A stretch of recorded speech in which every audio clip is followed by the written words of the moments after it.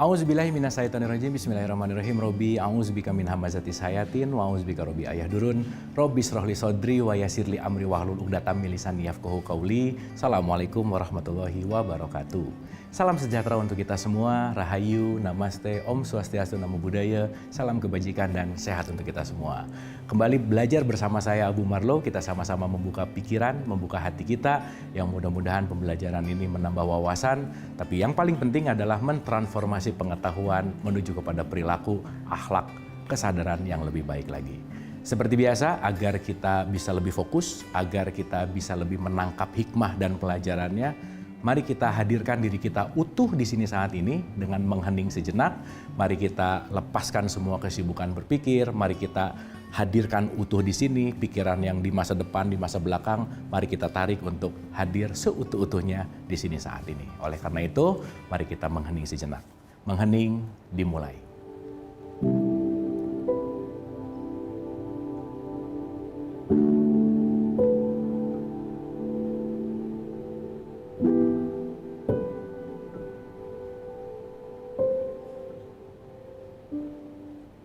Selesai, terima kasih. Mudah-mudahan kita sudah siap untuk belajar sama-sama. Tidak bosan untuk mengingatkan bahwa saya bicara di sini bukan mau mengajari, bukan mau menggurui, apalagi menceramahi, apalagi mentausiahi, tetapi kita sama-sama belajar, hanya berbagi pendapat yang mudah-mudahan ini semua menjadi satu pelajaran yang bermanfaat untuk kita semua. Banyak hal yang sudah kita bahas, banyak hal yang sudah kita selami. Hidup adalah bagaimana terus belajar. Setiap jam adalah jam pelajaran, setiap tempat adalah tempat belajar, dan siapapun yang hadir ke kita pasti akan memberikan pelajaran untuk kita. Di mana setiap pembelajaran itu membawa kita untuk pulang. Kita sudah bahas kemarin, awaluddin ma'rifatullah, di mana pengenalan kepada Tuhan, kepada Allah itu penting banget. Mengenal Allah itu adalah jalan untuk bagaimana kita pulang. Gimana kita mau pulang ke Allah kalau kita nggak kenal sama Allahnya? Kemana saja kamu menghadap, di situ adalah appearance of God, appearance dari Allah itu sendiri. Kita mulai menyadari bahwa yang kita lihat itu hanya kemasannya, tetapi datang dari isi yang sama. Sumbernya sama. Maka mudah-mudahan kita sudah tidak membeda-bedakan kemasannya, sudah tidak menilai dari kemasannya, karena kamu adalah aku yang lain. Ketika kamu konteksnya adalah isi datang dari tempat yang sama, begitu pula aku, maka kita semua akan jadi lebih humble, kita semua akan jadi lebih toleran, kita semua akan lebih berkasih sayang. Karena kenapa? Kita punya kesadaran bahwa kita ini adalah satu kesatuan, oneness. Di mana menuju kepada situ pasti ada metodenya. Di mana menuju kepada ke situ pasti ada jalan dan caranya. Dan disitulah kenapa munculnya agama di muka bumi ini. Oleh karena itu, hari ini kita akan berbicara agama sebagai jalan, Tuhan sebagai tujuan. Agamanya adalah jalan, tujuannya adalah Tuhan. Kita mulai. Oke, berbicara masalah jalan dan tujuan. Baik, mengutip dari kalimat Profesor Quraish Shihab mengatakan bahwa Islam itu hadir dengan perdamaian. Yang ditawarkan oleh Islam itu adalah perdamaian. Di mana di situ tidak ada intimidasi, di mana di situ tidak ada pemaksaan. Makanya lakum dinukum waliyadin. Agamamu untukmu, agamaku untukku. Aku menjalankan apa yang aku yakini, kamu menjalankan apa yang kamu yakini, kita sama-sama menjalankan. Karena kenapa? Tujuannya tetap mau 2 tambah 2 hasilnya 4, mau log 10.000 juga hasilnya adalah 4. Banyak jalan menuju kepada Roma. Itu ya, itu pepatah lama yang saya rasa sangat relevan sekali gitu. Di mana jalan menuju kepada Tuhan adalah sebanyak ruh yang ditiupkan. Jadi kalau hari ini ada 7,8 miliar manusia, ada 7,8 miliar jalan menuju kepada Tuhan. Yang artinya, mari kita mulai menyadari jalan kita masing-masing. Yang belum tentu jalan yang saya gunakan itu harus sesuai dengan apa yang orang lain gunakan, pun sebaliknya. Yang paling bahaya adalah sudah mulai menjudge jalan orang lain adalah jalan yang tidak lurus. Jalan yang dalam tanda petik sesat. Jalan yang nggak baik dan seterusnya gitu. Nah, oleh karena itu mari kita menyelami pemaknaan dari agama sebagai jalan, Tuhan sebagai tujuan. Oke, yang pertama, penting untuk kita pahami basic design dari kata-kata agama itu dari kata a dan gama. Contoh aja sederhana. Di sini bilang a dan gama. Ini salah satu pemahaman mengatakan seperti ini. Agama artinya a dan gama. A itu artinya tidak, gama itu artinya kacau. Berarti agama itu hadir untuk membuat ketidakkacauan atau keteraturan. Bahasa sederhananya membuat harmonisasi. Jadi menarik sekali, unik sekali kalau orang beragama justru malah bikin kacau dalam tanda petik. Justru agama dihadirkan supaya tidak kacau tetapi malah bikin kacau gitu. Nah, jangan-jangan itu tidak menjadikan agama sebagai jalan. Karena sekali lagi agama itu adalah jembatan. Saya kasih contoh. Dari titik A mau menuju titik B. Harus ada jalan dong. Sekarang yang menarik adalah ketika dari titik A menuju titik B saya melalui jalan ini setapak demi setapak, akhirnya saya sampai kepada tujuan. Yang terpenting itu adalah titik sampainya. Karena kenapa? Orang bisa melalui sini, orang bisa melalui sini, dan macam-macam. Semua jalan itu bisa untuk menuju kepada B. Maka kalau begitu, fokus kita adalah tujuannya. Karena kenapa? Banyak jalan menuju kepada tujuan. Dan yang penting untuk kita sama-sama sadari adalah bukan jalan saya yang terbaik. Karena kenapa? Masing-masing punya jalannya sendiri-sendiri gitu. Clear ya? Nah, berkaitan dengan ini, apa yang ingin kita dalami dan selami? Agama sebagai jembatan artinya dia jalan, bukan tujuan. Ingat, hidup bukan untuk beragama, bukan. Hidup untuk kembali kepada Tuhan. Melalui jembatan namanya adalah agama. Ketika kita tidak menyadari agama ini adalah jembatan, maaf sekali. Boleh jadi justru malah agama jadi dipertuhan. Pembelajaran masih akan kita lanjutkan, tetaplah bersama saya.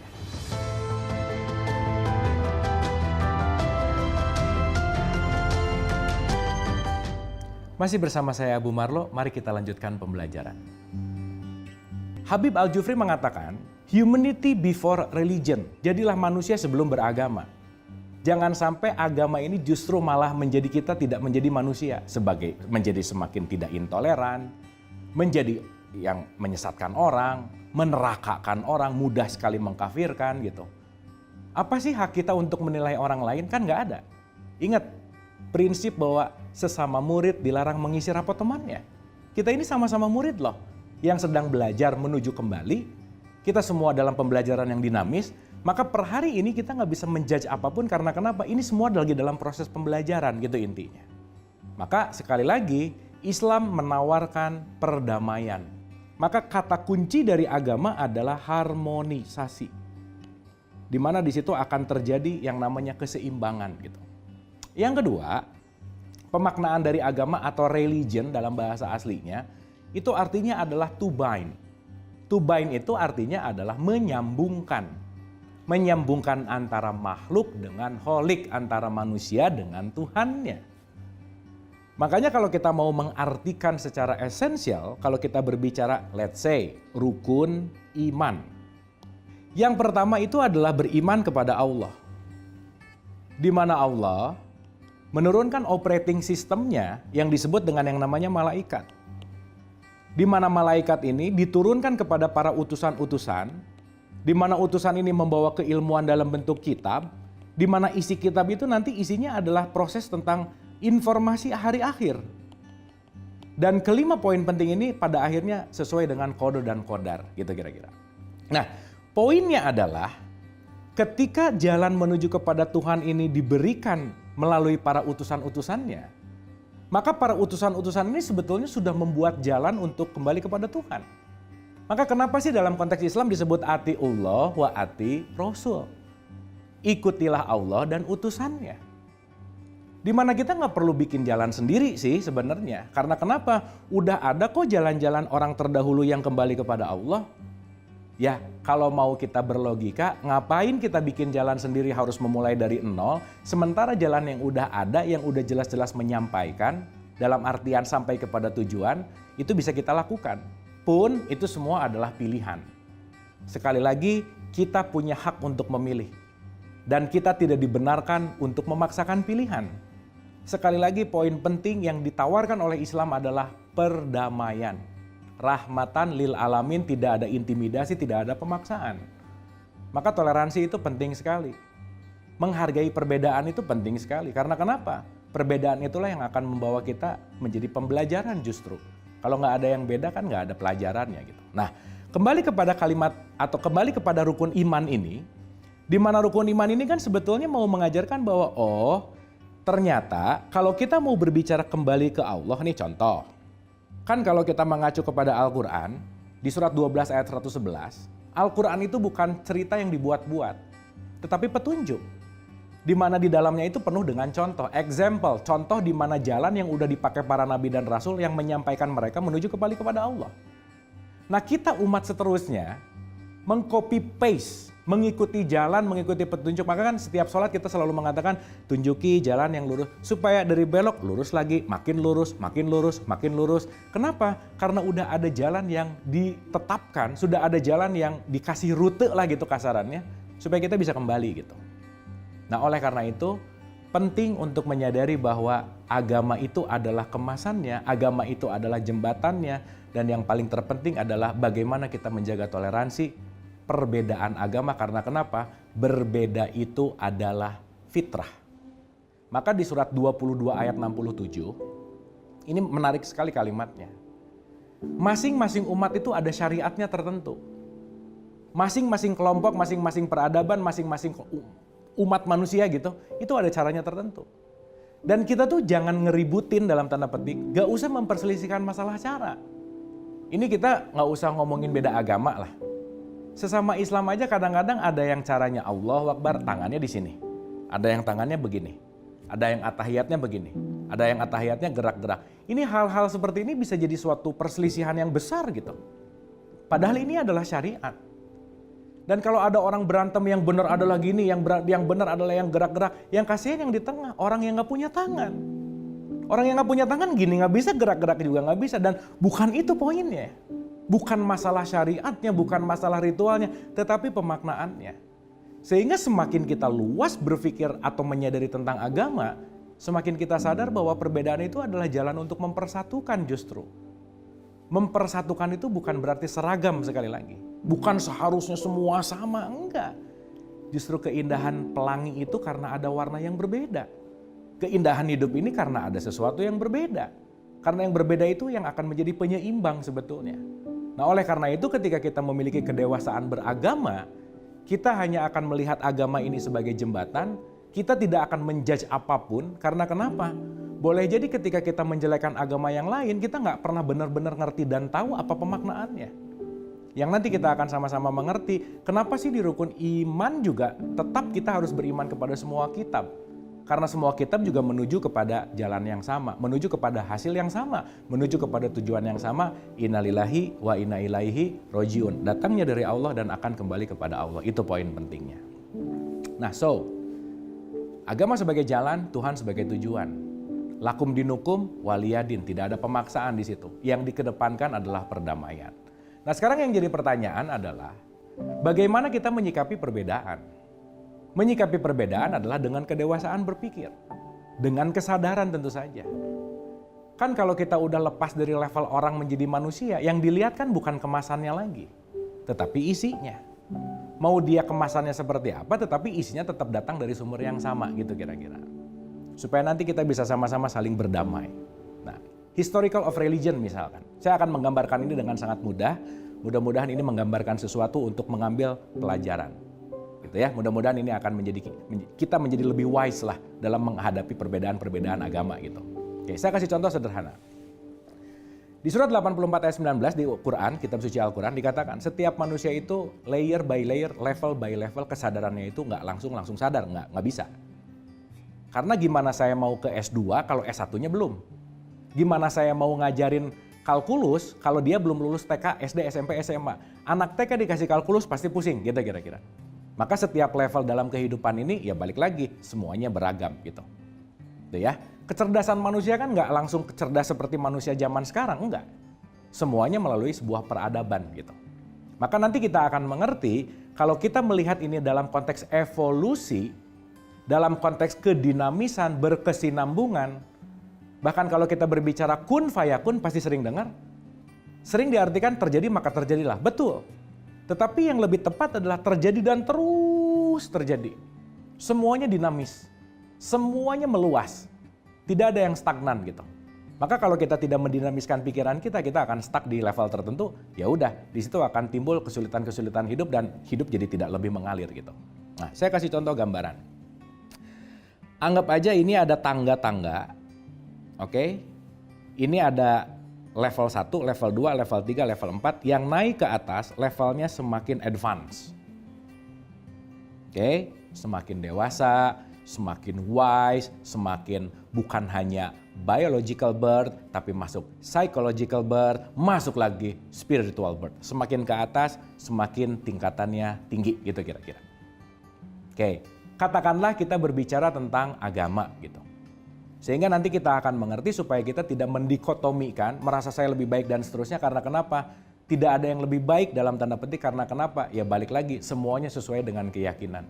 Maka kalau ada pertanyaan, agama yang terbaik apa sih? Agamamu, dah selesai. Gitu ya, karena setiap orang punya keyakinannya masing-masing. Dan kita nggak bisa menjudge. Sekali lagi, sesama murid dilarang mengisi rapat temannya, itu yang paling penting. Pembelajaran masih akan kita lanjutkan, tetaplah bersama saya.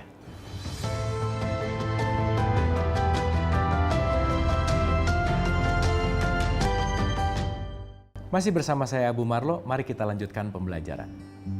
Oke, katakanlah begini, kita bicara agama besar aja di Indonesia misalkan. Dari mulai Hindu, Buddha, Kristen, sampai Islam gitu misalkan.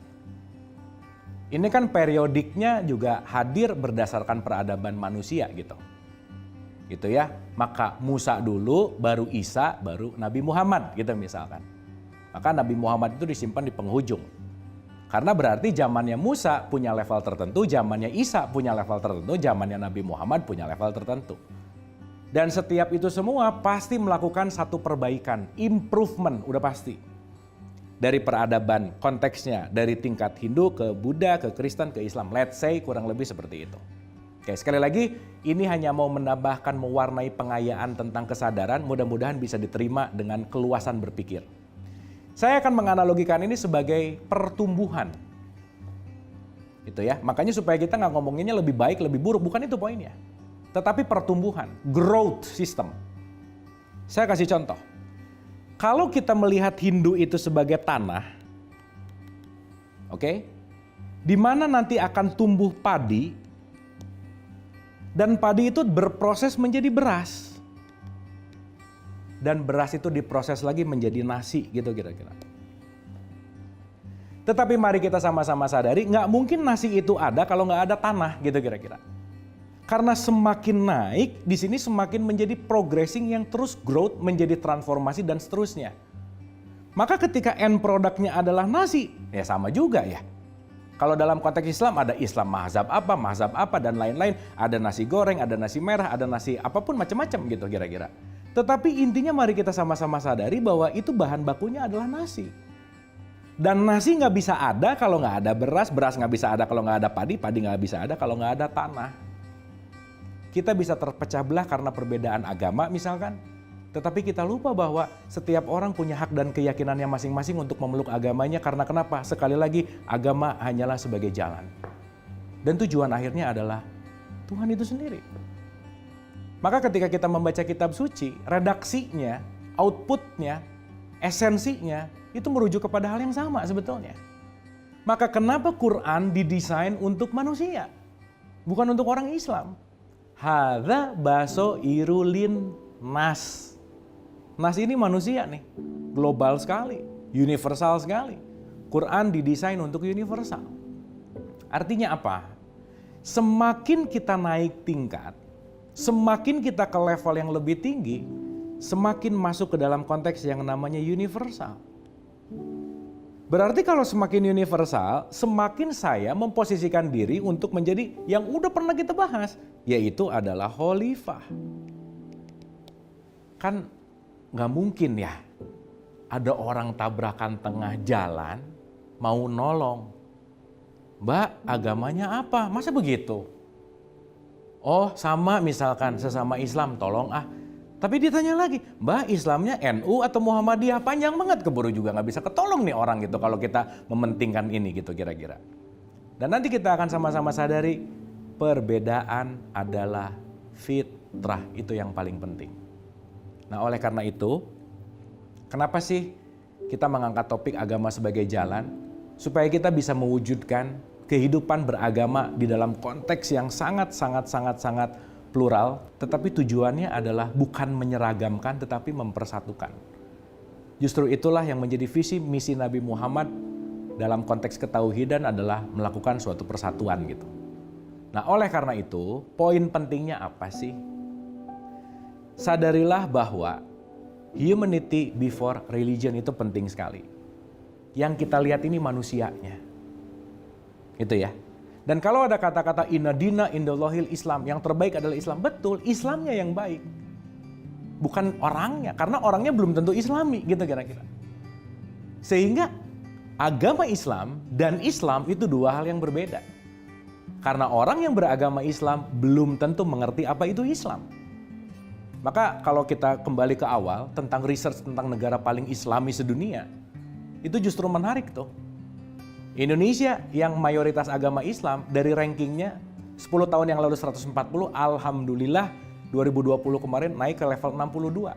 Tapi nomor satunya negara paling Islami justru malah New Zealand.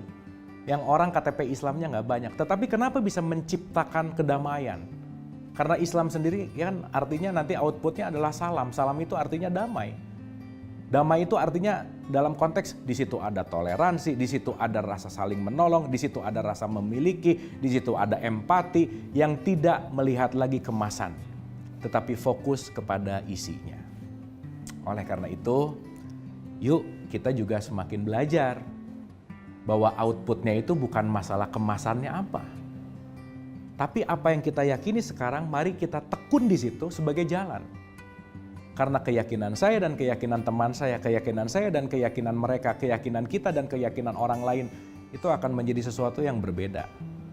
Sekali lagi, kita ini hidup dalam perbedaan, kita ini hidup dalam jembatan yang beda-beda, tetapi menuju kepada jalan yang sama. Kembali kepada Dia yang satu, inna lillahi wa inna ilaihi roji'un. Maka kembali kepada spirit pembelajaran kita. Spirit pembelajaran kita adalah wama arsalnaka ila rahmatan lil alamin. Dan tiadalah kami mengutus kamu untuk menjadi rahmat bagi semesta alam. Oleh karena itu, mari kita berperan sebaik-baiknya di panggung sandiwara ini. Karena setiap orang punya perannya masing-masing, setiap orang punya kemasannya masing-masing.